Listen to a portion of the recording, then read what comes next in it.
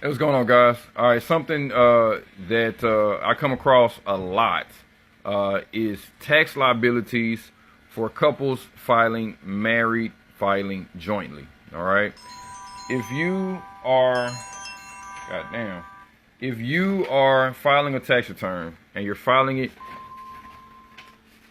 as married filing jointly, please understand that whatever the total tax liability is for that return is jointly your responsibility, whether you make that money or not.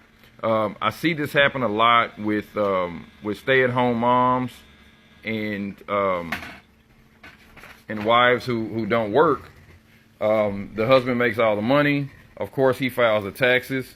There's never a need to have both spouses present to sign the return. So it's very possible that the wife or the spouse or whoever is not involved with the taxes or the finances has no clue what's on the return, right? But they're jointly responsible for it, and that stuff doesn't really come out until either the spouse passes away or they divorce, and next thing you know, they got a huge tax bill. So you always want to be very careful and understand what your spouse's financial and tax situation is before you go filing a joint tax return with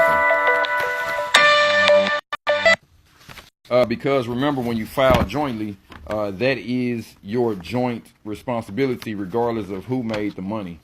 So if your spouse owes $30,000 to the IRS and you file a joint return with them, then you also owe $30,000 to the IRS.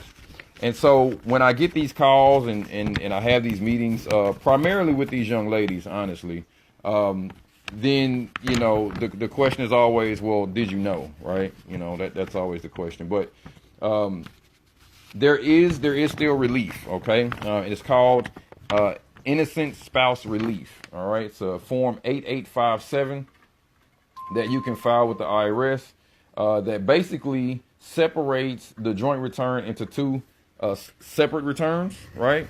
And then charges the tax liability for the individual persons. Now, this thing takes about 10 months to process, so it takes a while. But if it is done, then you're good, right? But it takes a while.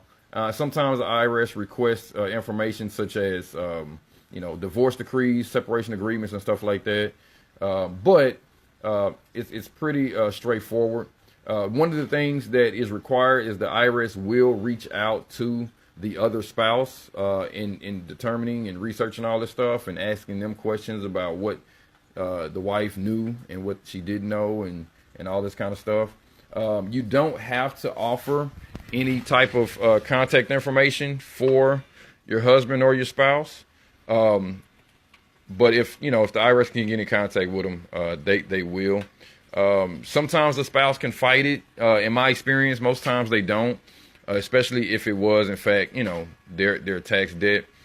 So anyway, Form 8857 is how to get that done. Like I said, it takes about 10 months to process. It is not a quick, easy thing to do, but it is available to you. So if you're one of those people that maybe you owe a tax debt because of a spouse, and that spouse is no longer your spouse, or maybe they have passed away, Form 8857 is what you'll use to get rid of that tax debt. All right, I'll holler.